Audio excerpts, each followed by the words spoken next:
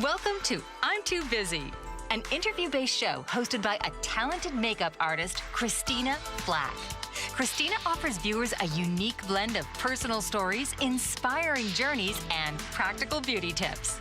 Join the conversation as Christina features successful individuals from various industries who share their insights on health, wellness, makeup, and the keys to their success. So now, please welcome the host of I'm Too Busy, Christina Flach.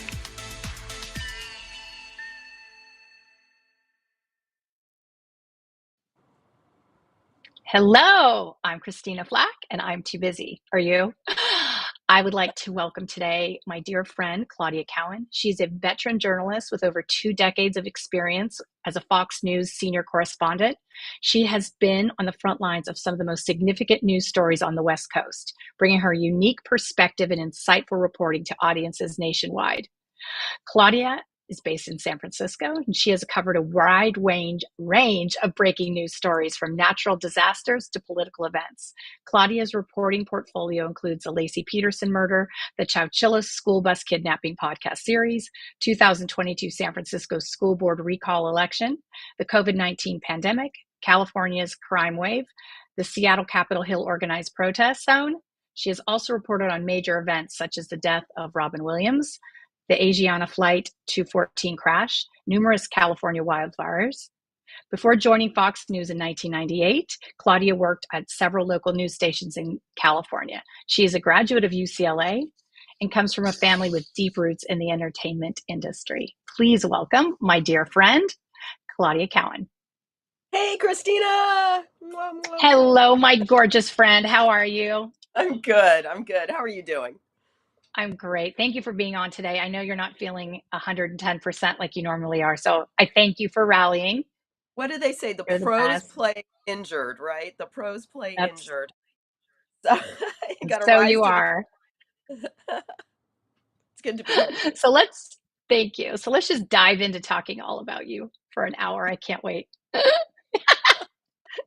You've been with Fox News for over 2 decades. What has your approach to journalism? How has it evolved over the years? Oh my gosh, that's a good question. So I think, when I was working in local news in California, as you mentioned off the top, I worked in Monterey, Sacramento, and San Francisco. Those were my Mhm. 3 local markets before I made the jump up to the network level. I think I had a little bit of this sort of liberal bias that you see in a lot of news stations. And coming to Fox, it's not like I was told what to say, but at Fox, it's very important to show both sides. And the tagline is fair and balanced. And so I got different perspectives into my stories. And that made a big difference. And I think it's one of the reasons that people argue that Fox is number one by a long by a long shot. So I think that is how my journalism has sort of evolved over the years during my career. Just really making a point to include all different sides, all different perspectives. Who are the supporters? Who are the critics? Who's funding the polls showing it's leading? It's all of that sort of like getting underneath and digging a little deeper to kind of find out all the different sides that are involved in a story that I do. Now with a fire, for instance, it's a lot easier. I mean, the pictures tell many of the stories that I do. Breaking news, fires, earthquakes, you're just basically reporting what happened and what you're seeing in front of you. So those are good stories too. And then it's the impact on people who've suffered trauma in a fire, for instance. I cover a lot of fires. I Well, was at there's a that lot in California. I mean, I was up in Paradise for that campfire for 2.5 straight weeks. It was crazy, wow. and that was just an amazing story to tell. And then you mentioned the airplane crash at SFO a few years ago. That was another big breaking news story. So I do a lot of these sort of think pieces, and then I'm on standby a lot of times for breaking news. For instance, the other day, back in April, the That's the other time got day. warped. The other day there was an anti-war protest on the Golden Gate Bridge. and it blocked traffic in both directions for like 5 hours, 4 or 5 hours. And because nobody could drive there because the traffic was blocked, I hopped on my bicycle and I biked up onto the Golden Gate Bridge. And so, I think my job is just really, going the extra mile, finding the way to get to where the story is, whether I have to walk there or bike there or drive there or fly there, and bringing these stories to our viewers. It's a real honor to be at Fox for as long as I have, and hopefully longer if they'll keep I me. agree. I am blessed to work at Fox every now and again as well, and I love it. It's everyone on your team is they're extraordinary.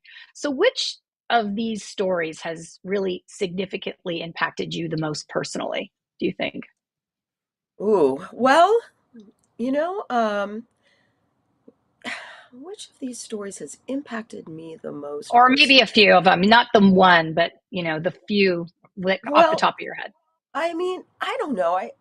When Frank Sinatra passed away, I did a story and I got to interview my mom because she made two films Oh, with Frank Sinatra. So, in answer to your question, that sort of impacted me personally, right. because it was a great opportunity to sit down with my mom and talk to her and get those stories. That I was like, wow, I didn't know that, mom.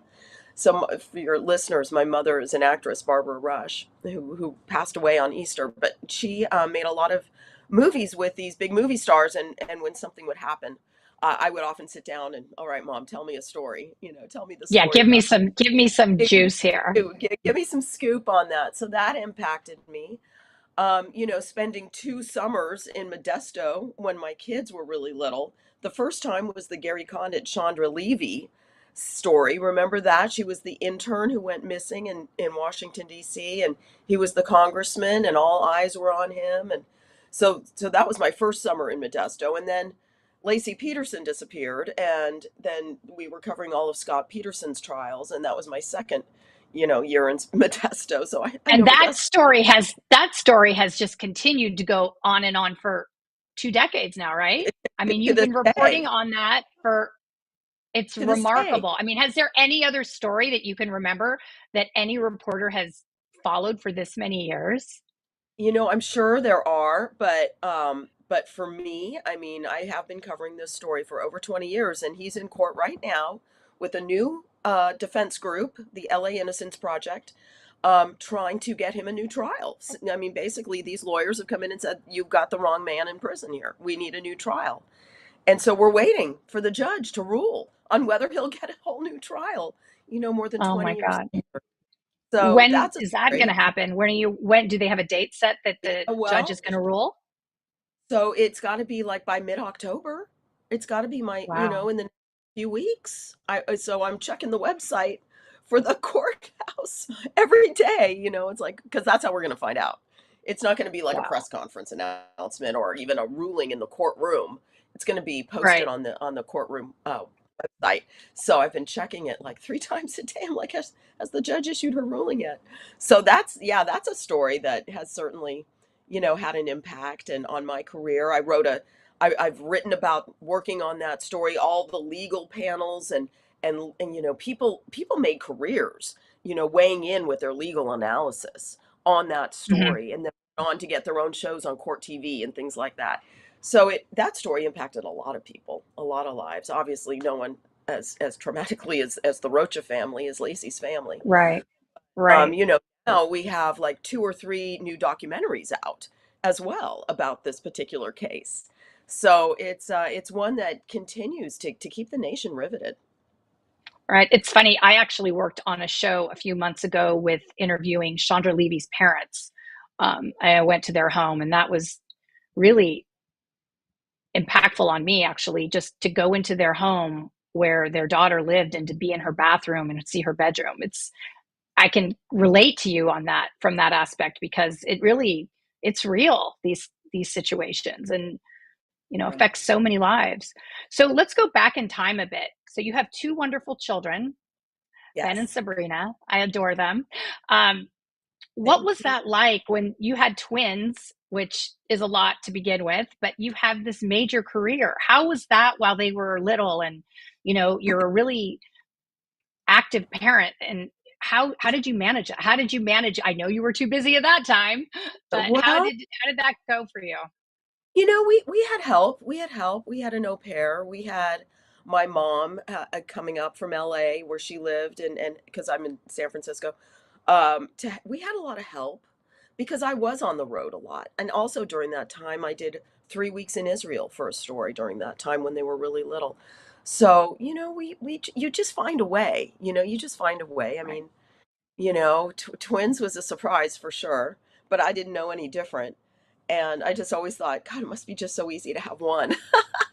But twins was such a blessing for us, and to have a boy and a girl, it's just the most beautiful thing. And now my daughter also works at Fox. So we've got That's two amazing. generations here, and she moved off to New York and she's killing it at Fox. So I'm so proud of her. And so I'm crossing fingers for the day that she and I can work together on a story. Because wouldn't Wouldn't that that be be great? fun? That would be so That's fun. So I would love to do that with her. But she grew up, well, they both did, but Sabrina especially grew up seeing her mom really happy, working, feeling like she was contributing, feeling like, she was doing some really productive work, and spending her time in a really fun, great way, getting to travel, meeting interesting people, telling stories every day. I mean, it's a storytelling. And so for her to now pursue that as well, it's just amazing for me to see. And she has a different last name. She has her dad's last name, and so when she's in New York, she doesn't. No one always puts it together that she's my daughter, and she'll look right. up at the monitor and like, there's my mom on TV, and people are like, what? Claudia's your mom? Aw. She gets to feel that little burst of pride too. So yeah, it's Oh, it's really cool to have her at Fox. And my son, just fair and balanced, he's a very successful software engineer in Los Angeles, and he's doing really no. well. So I've got these kids that are launched. They're launched and they're doing so What a well. blessing. I That's know. what a blessing. So, speaking of mother-daughter relationships, as the daughter of actress of Barbara Rush, what was it like growing up in a Hollywood family? Did it influence your career choice? What Well, and it wasn't just my mom who was in the entertainment industry. It was my dad. His name was Warren Cowan, and he founded a PR firm called Rogers and Cowan that, is still like the preeminent PR firm in Hollywood. But when I was growing up, I mean, Rogers and Cowan represented all the major stars of that Paul Newman, Clint Eastwood, Frank Sinatra. I mean, all of them. Joan So between Crawford. I mean, all of them, anybody who was a star in Hollywood was represented by Rogers and Cowan. And of course, my mom was making movies with these people too. So between the two of them, we had like Paul Newman growing. I was growing up in his house in Connecticut, and Dean Martin. And when I got my job in Monterey in the mid '80s, Clint Eastwood was the mayor of Carmel, and my parents would come up and we'd all go out. It was like, wow, this is so crazy. So of course, like many children of actors do, I thought, well, I think I want to be an actress when I grow up. And I honestly, Christina, I tried it. And I was in one tiny movie, I won't name the name of it, but it just don't go Googling me. I Anyway, it's like a bad version of a Ridgemont High movie. You'll never find it. But anyway, I just decided that it really wasn't for me. It wasn't something that, to be a successful actor or actress, I think you can't be happy doing anything else. And I was happy doing a lot of other things. And I also tried the PR thing too. And I worked for my dad for a little bit here and there, and that really wasn't for me either, writing press releases that way. But I do feel that what I'm doing now, reporting on TV, it really is the best of what both my mom and dad did. it really is. You know, I mean, I'm pitching my story, I'm selling a story to an audience, and then I'm also doing my hair and makeup, and I'm in front of the camera and the lights, and you know, and And you're and and, entertaining. and yeah, well, I'm Well, informing. I mean, entertaining and informing, it's Well, It's a form of yes. entertainment. Sometimes it is definitely entertaining. When I'm getting sloshed by rainstorms and my umbrella blows away, that's very entertaining. But yeah, I really think that what I'm doing now is the best of both what my mom did and what my dad did. And I would work on them, but I would work with them on various stories from time to time. And so that was a lot of fun too. Yeah. I, I love that. We are chatting with Claudia Cowan, and we are going to be back in 2 minutes. And I'm Christina Flach, and I'm too busy. Mike Zorek, a three-time California state champion in Greco-Roman wrestling at 114 pounds. Mike, blind since birth, was born in Hartford, Connecticut. He was a six-time national placer, including 2 seconds, 2/3, and 2/4. He also won the Veterans Folk-Style Wrestling twice at 152 pounds. In all these tournaments, he was the only blind competitor. Nancy Zorek, a creative spirit whose talents have taken her to the stage and into galleries and exhibitions in several states. Her father, a commercial artist who shared his instruments with his daughter and helped her fine-tune her natural abilities, influenced her decision to follow in his footsteps. Ms. Zorek has enjoyed a fruitful career doing what she loves. Listen Saturday mornings at 12 Eastern for the Nancy and Mike Show for heartwarming stories and interesting talk on the BBM Global Network. Are you struggling to care for elderly parents or a spouse? Do you wonder if being a caregiver is making you sick? Are you worried about taking time off work to care for elderly parents and balance work, life, and caregiving? Has caregiving become exhausting and emotionally draining? Are you an aging adult who wants to remain independent, but you're not sure how? I'm Pamela D. Wilson. Join me for the Caring Generation radio show for caregivers and aging adults, Wednesday evenings, 6 Pacific, 7 Mountain, 8 Central, and 9 Eastern, where I answer these questions and share tips for managing stress, family relationships, health, well-being, and more. Podcasts and transcripts of The Caring Generation are on my website, PamelaDWilson.com, plus my caregiving library, online caregiver support programs, and programs for corporations interested in supporting working caregivers. Help, hope, and support for caregivers is here on The Caring Generation and PamelaDWilson.com. Hello, welcome back to I'm Too Busy. I'm Christina Flach, and we're chatting with Claudia Cowan. Hi, Christina. Okay. Hi, Lovey. All right, spill the beans. Is it true that there was some sort of possibility about being in Blue Lagoon? Well, so here's the story. So as I mentioned, I did explore sort of a career in acting because it sounded really fun and gosh, I got to see all the benefits, right? So my mother was friendly with a director in LA named Randall Kleiser. And Randy Kleiser went to USC and he was making his thesis and he asked my mom to be in the thesis and she did this as a favorite. Anyway, they became very good friends. And so he kind of watched me grow up a little bit. So he went on to make Grease and other big movies Wow. and he was making this movie. He was making this movie and he had me in mind for it. And he's like, you know, it takes place, we're going to shoot it in Hawaii and it's about we're going to do a well-known boy as the lead actor and an unknown girl, and Claudia, I think you'd be great for this movie. I read the script, I read the story. I'm like, "Oh my God, this sounds amazing." I was like 13 years old. This is like in the late 70s. And at the very last minute, I found out that they flipped it and went with an unknown boy and a famous actress, who of course ended up being Brooke Shields. And so Oh she was my the star gosh. of the Blue Lagoon, and I was like, oh, that could have Oh, been. that's so sad. I know, it was devastating. You know, it was like a real devastating because I mean, I was like, oh my gosh, you know, I had stars in my eyes and everything, and I was Of like 13, course. 14 years old. This is going to be so cool. So that was kind of the nail in the coffin on the acting thing. I think for me, it was just too much rejection. You know, too many It is. It's a lot. audiences. And I'm like, you know, that's just not the way I roll. I'm not good with a lot of rejection. So I'm not tough enough.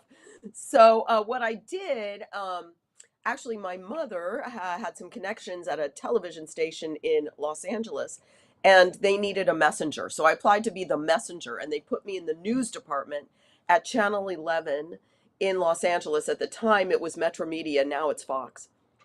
And I walked in, and I'll never forget it. I was like just about to graduate from UCLA, and I walked into the newsroom, and they were doing a noon newscast.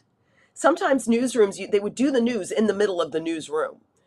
And so they were doing it there, and all hell was breaking loose. God, phones were ringing, and wire machines were going, and people were shouting. And in the middle of this storm were these two anchors. Just, we're going to go to a commercial break right now. We'll be right back after this. And they tossed to a commercial, and then they both looked at me and they winked. And I'm like, this is what I want to do. This is what I want to See? do. And This you looks knew. like so much fun. And so what I did from there, so I got the job as the messenger. And while I was, dropping things off and picking people up to be a messenger, I interviewed some of the people that I grew up with. I interviewed Katie Wagner, who's Robert Wagner's daughter. I grew up with her. I interviewed, Chip Rosenblum, whose mother was Georgia Frontiere, who owned the Rams. Anyway, I interviewed my friends who were the children of famous people. What's it like to grow up in Hollywood? And I just interviewed them. And I put a story together for a tape, because you have to make a tape and you send it out everywhere. And that's kind of how I started, was drawing on these relationships that I had with these other children of celebrities. And again, the job I finally got took a little while, was in Monterey. And I spent 3 great years in Monterey. The Pope came and gave mass at Laguna Seca while I was there. Wow. A terrible fire at Pebble Beach burned down a lot of homes while I was there. But perhaps the biggest headline was that Clint Eastwood was the mayor of Carmel, and he was, he was determined to get some of his projects built, and he was running into resistance at every turn. And he's like, "Well, forget it. I'm gonna run, and I'm gonna become the mayor of this city so that I can get my hotels and my restaurants and my Hog's Breath Inn bar." And he wanted to do these things that he felt would really benefit the local economy and himself and his portfolio. And so he ran for Of mayor and he course. won. And so that was a fun time to be there. That was a really fun That time to be there. Yeah. What is your like funniest memory of both your parents? Like, did anything ever happen that you were just like, oh my God, I can't even believe this? Hmm. Funniest memory of my parents. Well, I Well, know one, like your dad with the phone in the car, like before anyone had one. yeah, That's yeah, yeah. pretty. He had a cell phone. So my dad always drove a Cadillac, and he had one of the first he had a cell phone in his car, like in the 70s. I mean, you had to call That's and get unheard of. I mean, nobody had phones in the car at that point. It was like it was the size of a toaster. A But brick. yeah, a big brick. So that was kind of fun. But I just remember my mom telling stories sometimes where she would be doubling over in laughter. And like she would tell these stories of people walking off stage but into like the wrong place, or they think they're walking out the front door but they're walking into a closet, and she would just be doubling over laughing. So that was always fun. But my mom was very funny, and so was my dad. They were both, they married each other twice. I know. I mean, that is just the They funniest married thing. each I mean, other were you twice. shocked when they remarried? Well, when they Like, how remarried, long was it between the first divorce and the second marriage? well, it was there. They both had a marriage and divorce in between. So it was, Wow.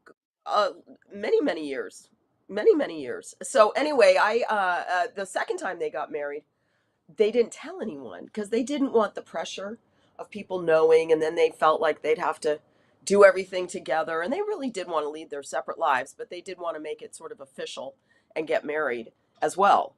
And so I was going through some boxes and filing cabinets in my garage one day, and I came across this with this document, this wedding license, and I'm like, oh my God, you guys got married and you didn't tell me. And I was so upset. Christina, I can't tell you. Jacques Hughes, I'm waving the document. I'm like, how could you not tell me? Because I'm the only child From the and two of them, right? from the two of them. And I'm like, God, my mom and dad got remarried. This is so cool. How could you not tell me? Well, after that, then they told everybody. And it was about 2 minutes later that they got divorced again. Oh my I felt so so bad. I felt like such a little sh blank t for Oh, making them come clean when really they didn't want to, and I had no business getting mad at them for making that choice, but I sure did. well, it And is a little shocking. I I think was it just was a bummed. natural reaction as a daughter. Well, exactly. So don't beat yourself up on that I one. would have been there as the ring bearer. Exactly. But it didn't work out. And then they both went on to have really wonderful relationships at the end of their lives. So I guess it all works out in the end. But yeah, my mom and dad, they were sweet. They were sweet. They liked very different things. She liked to go to the opera, and he liked to go to Mhm. the Playboy Mansion. And I he can't. did not like to go to the opera, and she did not like to go to the Playboy Mansion. So I think that's another reason why it's like, we're not going to tell anybody that we're married. Now, they were living together. That was Oh, well they known. were. Okay. They were living Okay. together in the same house, but still, they led very separate lives. And he was How off long did doing, that go on for that they were living together? oh, a long time, like 7 or 8 years, I want to say. Oh, okay. Quite Yeah, a while. quite a while, quite a while. Yeah, yeah. So we're going to segue into another something a little more in your personal, your work life. You've Okay. reported on a lot of natural disasters, including wildfires. How do you balance the emotional toll of covering such events, with your professional responsibilities? I mean, that's heavy stuff sometimes. Does it affect you? Do you feel exhausted emotionally after? Yeah, I've been doing it a long time, so you kind of learn to, I don't know if compartmentalize is the right word, but you just, you, you're professional, right? You're a professional at what you do. You you you tell the story. You try not to get too heavily involved or invested in people's stories, so that on the one hand you can tell their story, but on the other hand you're not traumatized by it yourself. So Right. it's definitely, threading a needle there. When you see people that have lost their homes, and or even in San Francisco, where you see people that are homeless on the sidewalk, it's really hard. It's really hard. So for me, it's a matter of just cover the story, let people know what's happening. Hopefully my story in one way or another will lead to some kind of positive result. And Hmm. you just kind of think of it in those terms. It's like you're trying to educate people about what's going on without having it. You don't want to spend too much of your own resources, because or else you won't be able to go on. I mean, when I think of some of the things I've seen, it can take a toll. So I just am really professional with my storytelling. And although always in the back of my mind I've got a deadline, I've got other things to think about that Hmm. just are a little bit of a distraction, but it's also part of the job. Right. um Getting enough rest is important. Having outlets like yoga and hiking, is an outlet just to kind of release from those images, and that, being around those things. um so you find ways to make that balance, because it really is important in a job like this. And also, you look for stories that are more like positive, or you know uh, feature stories that are more uplifting. Hmm. So that's a lot of what I try to do as well, is like, okay, well, we just did that horrible story, but what about this nicer story over here? Yeah. um yeah, and I also try to do follow-up stories too. It's like, let's go back to Paradise, California, 8 years, 7 years later, and see how they've rebuilt, and talk to people about sort of, they have a, or at least they did when we went back a few years later, they had a sculpture of a phoenix. And I think I want to say it was made out of locks and keys, and Oh, of the wow. home burned, right? And I mean, it was really Oh, that's powerful. neat. Yeah, it was a really powerful piece. And so we go back and we talk about, the resilience, Hmm. it's like, it can't all be just negative, dark, sad. Right. Let's go back and Is a try lot to, of your job like, finding stories to report about, like different things? I mean, how often are you pitching stories every day, or do you receive stuff from Fox that they tell you, we'd like you to do a story on this, or how does that work? Yeah, both. I pitch stories every day, and then I also get assigned stories. Sometimes Hmm. I get assigned a story like we need you on the air today with this. Sometimes it's we're working on this special that's going to air in November, and we want you to do this piece of this special. So start working on it now so that it's ready in November. Um, and other times it's like I'm pitching a story and I have to run it up several flagpoles, and then I'll find out whether or not it's approved. Um, and then if it's approved, I'll work on that. So on any given day, I might be working on two or three different stories. Hmm. Yeah. So the media landscape has changed dramatically since you started your career. What do you see as the biggest challenge today facing journalists? Oh, the biggest challenge facing journalists. Well, I guess it's just it's debunking myths. It's trying to tell the truth. It's trying to figure out what the truth is. There's so many different versions of a single event that can be out there. I think the challenge is making viewers or readers aware of all the different sides and the complexities of stories. People ask me like if what's the one place I can go for the truth, and I'm like, there isn't. There, you have to do your due diligence, and you have to go to all these different places and read all these different sites. And it's the Washington Post and the Washington Examiner and the New York Post and the New York Times and all different outlets, and then you have to form an opinion. And don't just watch Fox, watch CNN, watch MSNBC, watch everything. And hopefully you'll be able to get enough information to form an educated and intelligent opinion about whatever it is you're looking into. But it is a challenge out there for sure. Um, Yeah. to try to find out, and for me too, because like World War III, if it ever should happen, gets 90 seconds. Any story I do gets 90 seconds. So it's not only getting the best sound and getting the best pictures and getting to the truth of whatever it is that's happening, but it's all keeping it in 90 seconds. So you've got all of these boundaries and these restrictions, and, in a way, for me, it's like putting a jigsaw puzzle together. You've got all these different pieces. How are they all going to fit? And then you present this finished, beautiful piece. So, I think that's just sort of my challenge in journalism, is sort of keeping the bar really high for me to be able to do all of that well, as I peer over into my sixth decade. We will be right back with Claudia Cowan in 2 minutes. I'm Christina Flach, and I'm too busy.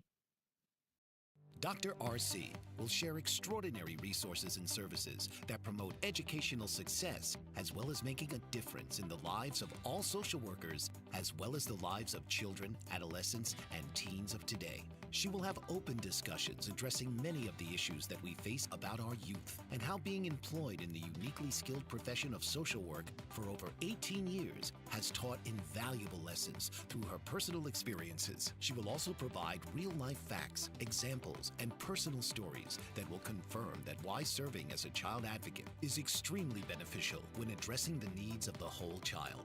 Listen live to Dare to Soar, Saturdays 10 a.m. Eastern on the BBM Global Network, and tune in radio as Dr. RC will provide thought-provoking information that will empower, encourage, and strengthen students, families, and communities across our nation. You can also visit her at soarwithkatie.com. Author, radio show host, and coach John M. Hawkins reveals strategies to help gain perspective, build confidence, find clarity, achieve goals. John M. Hawkins' new book, Coached to Greatness: Unlock Your Full Potential with Limitless Growth, published by iUniverse.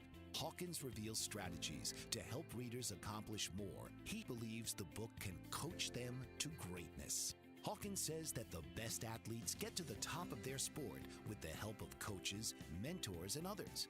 He shares guidance that helps readers reflect on what motivates them, Rediscover and assess their core values, philosophies, and competencies. Find settings that allow them to be the most productive and track their progress towards accomplishing goals. Listen to John Hawkins' My Strategy, Saturdays, 1 p.m. Eastern on the BBM Global Network and TuneIn Radio. Hello, I'm Christina Flach. Welcome back with Claudia Cowan. Hello. I guess I should have put my Hello. last name in there. Sorry. I just said Claudia. It's all good. So let's just talk. Okay, my show's called I'm Too Busy.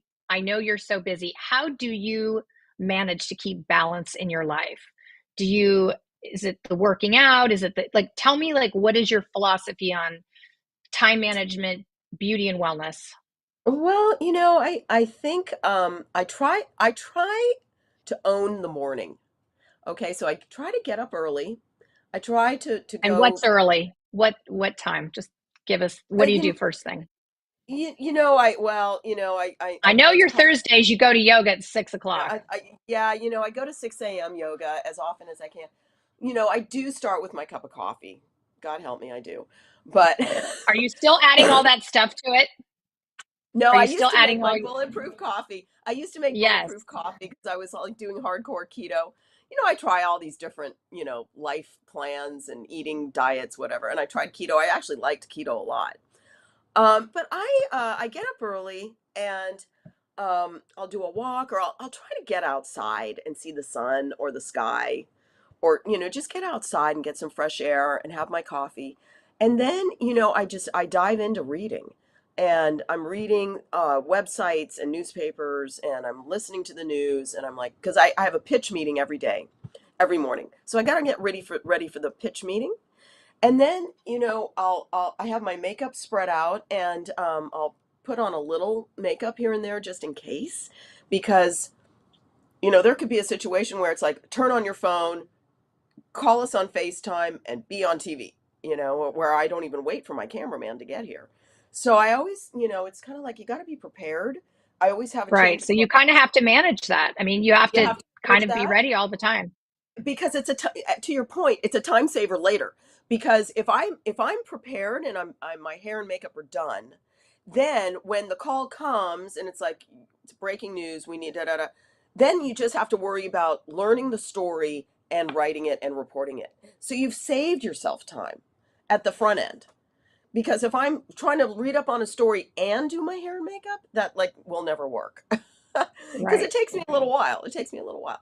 So So so preparing that's ahead of time for your day is just like being on yes. your early schedule, Yes. like Being just on like not letting it get out of control. Like you're not going to wait until they call you and say, "Okay, you need to be on air in 5 minutes. Learn right. this." It's impossible. So that takes a lot of stress off you that you are well prepared You and know, I tell my kids proactive this, getting ready. set yourself up for success. And of course, all of this really should follow a good night's sleep. So going to bed early, getting a good night's sleep, getting up early, owning the morning, and then kind of setting yourself up for success in terms of how you look. And then you can worry about everything else that comes. It's all that you've done the hard part in a way. You've done the time consuming part with your presentation.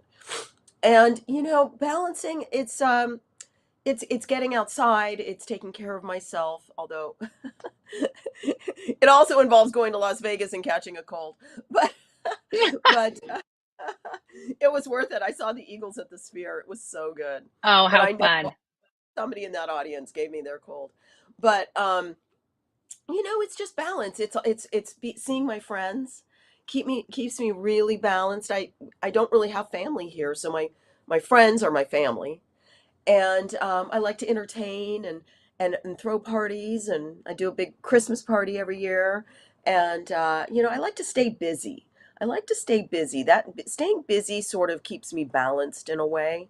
And it's like you want something done, you give it to a busy person, right? So That's so true. that's yeah, so that's kind of and I always like to have things to look forward to, like trips. I go to Burning Man every year. That's always a big thing to look forward to. And that takes a lot of time and, organizing lists and Planning. planning. And I like to make lists. I like to stay organized. I feel very in control when I'm sort of on top of my game in terms of organization. So that's something too that kind of balances out sort of the more traumatic parts of my job is having a nice trip to look forward to and seeing my children, seeing my beautiful kids. Oh, that's nice. Tell me, do you have any funny stories that have been behind the scenes that no one knows about that you're just like, oh my God, I can't even believe that happened? Funny stories behind the scenes. Funny stories behind the scenes. Huh. I'd have to think about that one. Um, Funny stories behind the scenes. I don't know. I have a crew that I work with that we've been together like for 15 years, I want to say, Mike and Tom. Mike is my producer and Tom is my photographer. And the three of us, they're like my brothers, these two. And so we go out and about and we're always, when we have a break in our workday, the three of us are like, okay, what restaurant, right? What restaurant are we going to go to for lunch? What restaurant are we going to go to for dinner? So the three of us are always on the hunt for a good place to go to get something to eat together. And then we go out and we have a great time, the three of us on our break.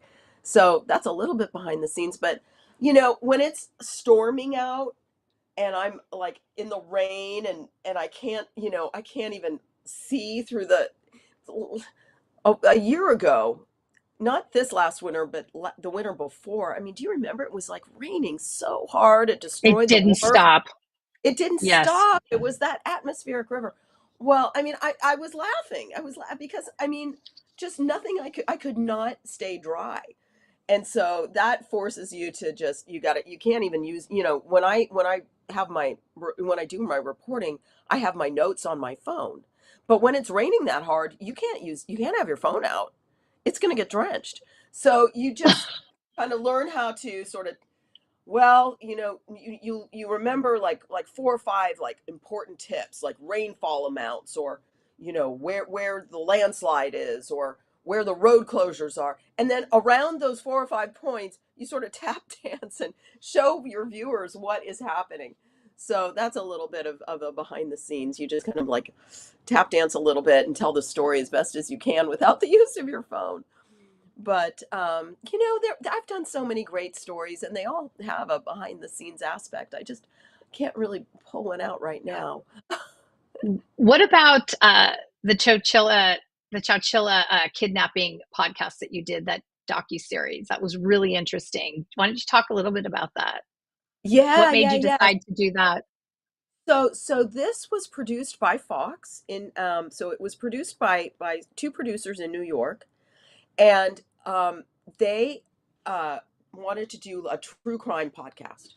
And really, the Chowchilla story fell into my lap. And I'm really lucky in a way because Chowchilla is about, I don't know, less than 2 hours away from here, uh, from where I am. So they're like, well, we're going to put together this podcast about the Chowchilla kidnapping. So what happened was, I believe it was 1976, these kidnappers from the Bay Area went out to Chowchilla and they kidnapped an entire bus load of kids coming home from summer school, and their bus driver. It was 26 kids and their bus driver. And they took all of these kids and they kidnapped them, and they took them to a quarry in Livermore, and they had them get out and they buried them alive in a moving van that they had buried under the ground. I mean, for a little kid, some of these kids are like 5 years old. I mean, is Oh there my anything more gosh. terrifying than being buried alive, No, right? no. So And anyway, what was the point of this kidnapping? well, they wanted money. It was a kidnapping for ransom. It was a For kidnapping for for ransom. 26 for 26 kids? I mean, for 26 For families, they 26. like, Well, they were asking for ransom from the state of California, which at the time had a $5 million budget surplus. So they thought that they could get $5 million from the state of California for these kids to be returned. What they didn't count on, and it's a very, I mean, I hope people go listen to it because we talk to the, I guess, spoiler alert, everybody survived. But it's an incredible story of how they survived, because what the kidnappers did not count on was a 14-year-old rodeo cowboy on that bus that day. He'd never taken the bus before. It was only like these 5 and 6-year-old kids. But this 14-year-old kid happened to be on the bus that day. And this kid, and we interview him. He's the one that pretty much saved them all. And so to get this man, his name is Mike Marshall, as part of our podcast, and we talked to a few of the kids that are still living today about what that experience was like. And you just like, oh my gosh, you can't even believe that this happened to these poor kids and their bus driver. The kidnappers were all caught. They all did time, and now they are all free. They've Wow. completed their sentence, and they've stayed out of trouble ever since, which is good news. That is But initially, they were sentenced to death, and then that got thrown out, and then they were sentenced to prison without parole, and then that got overturned. So they're out. They're out. And the kids are now grown. They're all pretty much in their 60s, and they're going on with their lives. But that was a really great. That was my first podcast, and it was a really great experience. And it was so cool to have like the sounds and the music woven in, and it was a really good. I think it's like 5 or 6 episodes. So I really do hope that people go and listen to it because it's a good one. It's a good one. I'm really proud of that. that's great. Do you have any other podcasts or something like that that you're thinking about doing? Any other No, stories? there's many that I would like to do. Um, it's tricky to kind of find one that works with that I can do because I have to do it with Fox. So I'm hoping that they ask me to do another podcast because that was a lot of fun. I've been a guest on several podcasts. So that's always fun too. And I can talk about sort of my job and Yeah. life life growing up in Beverly Hills and with my famous parents, and that's fun. But I would love to be able to do another podcast. Yeah. We've talked about your parents' wedding, the first one, and their wedding album, which is so Yes, remarkable. Oh, there you go. I have it here. So Christina, I have to tell you that this wedding album, I really should try to publish it because it's so cool.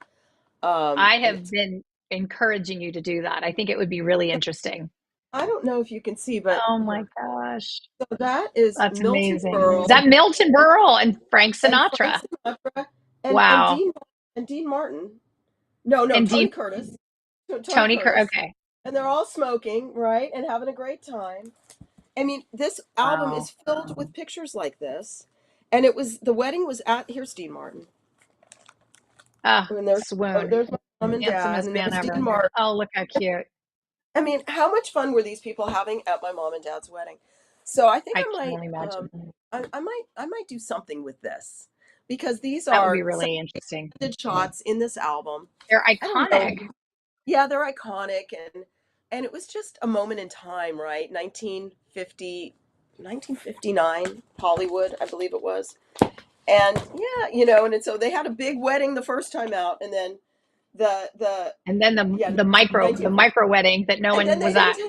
they didn't tell anybody the second time they did it. So So yeah. funny. Oh well, mom Um, and dad, they tried. Tell me, now we're just jumping all over, but what are some of your favorite wellness tips? Well, gosh, well, wellness tips. Well, just taking care of yourself, and I'm a big yogi, so and I go on yoga retreats. I think that's super fun. I do go to a place in Palm Springs every year called We Care Spa, and that's a fasting retreat, and so for 8 days I don't chew, and it's a real nice reset. Yeah, yeah, I know. It's a real nice reset for your digestive system.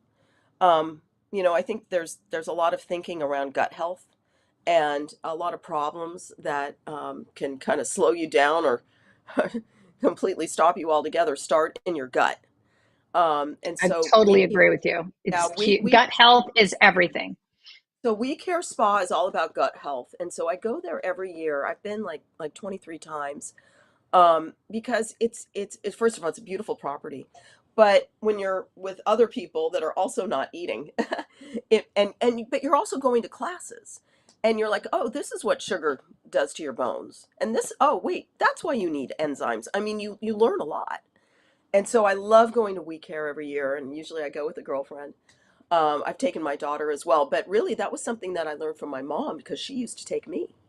So I went to Oh, We Care wow. with my mom, like my first 5 or 6 times I went with my mom. So that was a lot of fun to go there with her. And for whatever reason, I never get hungry. I never get hungry there. You're always putting something in your mouth, like a glass of water or lemon juice or a tea or a supplement or something, or you do get some carrot juice. You're always putting something in your mouth and swallowing. And so I never get hungry there. So that I is love that. definitely a wellness tip. But, just stretching. And I've got some chronic back issues, so I'm constantly like trying to deal with that. But it's just kind of being happy in life. And I've got a wonderful partner, and I've got 2 healthy kids and great friends. So I think all of that and a great job, it kind of, it rounds it all out. And so I think all of those together, keep a happy person will have a fulfilling life, I guess. I That's agree. I think that's what I think. We're going to be right back with Claudia Cowan, and I'm Christina Flach, and I'm too busy. Are you struggling to care for elderly parents or a spouse? Do you wonder if being a caregiver is making you sick? Are you worried about taking time off work to care for elderly parents and balance work, life, and caregiving? Has caregiving become exhausting and emotionally draining? Are you an aging adult who wants to remain independent, but you're not sure how? I'm Pamela D. Wilson. Join me for the Caring Generation radio show for caregivers and aging adults, Wednesday evenings, 6 Pacific, 7 Mountain, 8 Central, and 9 Eastern, where I answer these questions and share tips for managing stress, family relationships, health, well-being, and more. Podcasts and transcripts of The Caring Generation are on my website, PamelaDWilson.com, plus my caregiving library, online caregiver support programs, and programs for corporations interested in supporting working caregivers. Help, hope, and support for caregivers is here on The Caring Generation and PamelaDWilson.com.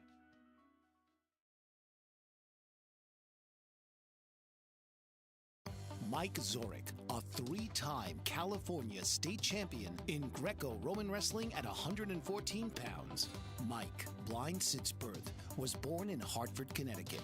He was a 6-time national placer, including 2 seconds, 2 thirds, and 2 fourths. He also won the Veterans Folk-Style Wrestling twice at 152 pounds. In all these tournaments, he was the only blind competitor. Nancy Zorich, a creative spirit whose talents have taken her to the stage and into galleries and exhibitions in several states. Her father, a commercial artist who shared his instruments with his daughter and helped her fine-tune her natural abilities, influenced her decision to follow in his footsteps. Ms. Zorich has enjoyed a fruitful career doing what she loves. Listen Saturday mornings at 12 Eastern for the Nancy and Mike Show for heartwarming stories and interesting talk on the BBM Global Network.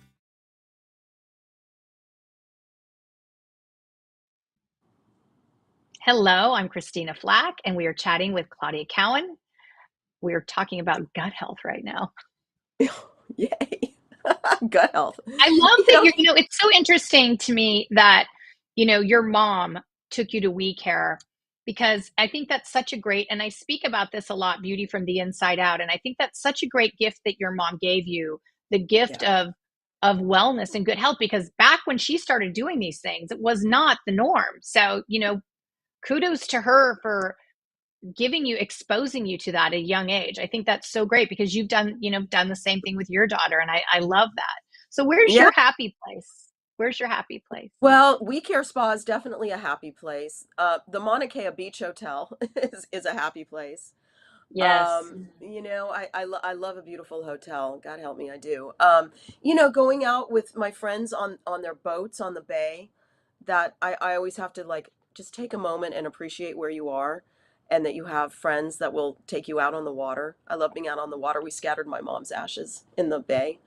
So I always feel like I'm visiting her out there. Oh, Um, that's you nice. know, I have a lot of happy places.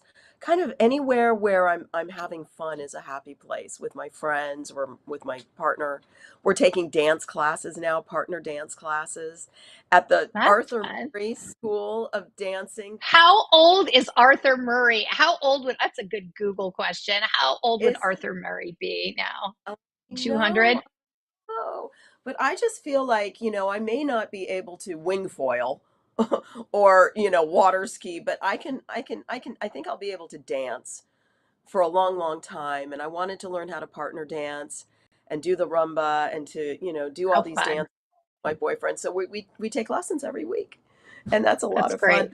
And it's that's an hour where we're moving, and we stay in shape that way a little bit. So that's a lot of fun. But I do like my trips. Burning Man is a happy place for sure. I love my camp that I'm in, and being on camera telling my story with Fox viewers watching, that's always going to be a really happy place for me because I just feel so like I'm contributing, and Yeah. that's at the end of the day we all want to feel like we've contributed something. I think it's so great that you found something that you're so passionate and love and you're so good at and figured out how to, monetarily make that work for you in your life. And I think that's what everyone needs to do. So what do you have any special skincare tips that you love? Well, yes, I Oh, am. here we go. I am La Mer all the way. La Mer is a splurge, but again, I got that from my mom. She's like, "Honey, if you're gonna go big on skincare, it's gonna be expensive, but it's gonna be worth it." So I Hmm. definitely I use La Mer skincare products. Um, and for me, one of the first things that I do when I'm putting on my makeup is I pop on my lashes because lashes for me make such a big difference. It's like night and day. And I'm still trying to figure out the best way to do my hair because it looks great, when I'm inside, but when I'm outside reporting, there's just wind and The rain and wind. oh my gosh, and the wind in my lip gloss, and it's like, so I end up pulling it back, which, I hate doing that. But so yeah, I would say La Mer, I do Botox. It works for me. I because I'm out. I don't want to be squinting when I'm outside. Hmm. Um, and what I another little tip that I do is I wear they're called Suntacks. So they're contact lenses, but they turn into sunglass. They turn like sunglass effect. So Oh, they wow. shield the sun. And because I can't wear sunglasses on TV, but I wear these Suntacks and they're contact lenses that are sunglasses. So Oh, that's a that's little interesting. tip. And it's because you're under these bright lights, right? And I just hate Right. squint. So I do that. I do my Suntacks. Um, I exfoliate. Got to exfoliate, and so I'm a stickler about that. And just I try to make one of my meals every day a liquid meal, just again to give my digestive system a bit of a Hmm. break. So I'll make like a Hmm. protein smoothie or something like that. Good. Yeah, and just What trying to about, get it. so what would be your three things that you take to an island if you were stuck? What would you bring? Ooh, three things to take to an island. Um, well, probably my laptop. Um, I have a couple of books that I love. A Gentleman in Moscow. I love that book. Oh, I love that book. Love that book. I've Such a read great book. everything by Elmer Tolls. I love him. He's a great writer. I have Uh, too. Beautiful Fantastic. Ruins is a good book. The Shadow of the Wind is a great book. I'd probably pick a book to bring and some sort of a playlist, maybe. A really fun playlist that I could listen to while I'm relaxing, working on my laptop or reading my book, I love and that. maybe a coffee maker. I do have to have my coffee. You love that coffee. That is one of your happy joys in life. It's true. And the occasional Diet Coke. Don't kill me. I I know. I have to admit I have that same little, when I'm out on a golf course watching my kids sometimes and the cart person comes around, I'm like, okay, I'll take some chips and a Diet Coke. No one see me. So That's my Oh, dirty little secret. it's a vice, but whatever. Once in a while, it's going to be okay. We were just talking about a funny story about your dad before we wrap up, but do you want to tell that story about your dad? So Because it's just so funny. my dad was always working. He was always, he was just married to his job. And so when he would take me out to dinner with him, it would be kind of work related. So one of the places he would take me would be he would take me to the Playboy Mansion, right? Hugh Hefner had this house in Holmby Hills. It was this replica of a castle, and it was the coolest place. And he would take 12-year-old Claudia to the Playboy Mansion because they Hugh Hefner would have movie nights, and everybody would come to watch a newly released movie. And before the movie there was this huge spread of food, and there's Tony Danza, and there's all these celebrities are there. James Caan and all these people are at the Playboy Mansion, and there's dad, with And Claudia. then there's you. Then there's me. But I loved it. I loved it. He would take me out. We'd go see the grotto, and we'd go see the petting zoo, and we'd see the bird aviary habitat place. And then later when I was at UCLA, some of my fraternity brother friends got jobs there, to park the cars and help with some of the logistics with the household. And that was a good gig for those for to get those jobs. So I that was bet. a lot of fond memories at the Playboy Mansion. Yes, I do. You've had an amazing life, Claudia. I love you so much. You. I can't thank you enough for Thank being here and you. sharing your life and your wisdom and your joy and the love in your heart. You mean so Thank- much to me. And thank you so much for being on I'm Too Busy, and have a beautiful day. Thank you. Oh, I'm you too, Christina sweetheart. Flach. Thank you. You're welcome, honey. Thank you for having me. I'm Christina Flach, and I'm Too Busy, and I'll see you next week. This has been I'm Too Busy with host Christina Flach. Tune in each week as Christina approaches the concept of success holistically, recognizing that achievement is not solely measured by financial triumphs, but also by maintaining a healthy work-life balance and focusing on self-care. Wednesdays, 7 p.m. Eastern on the Bold Brave TV network, powered by B2 Studios.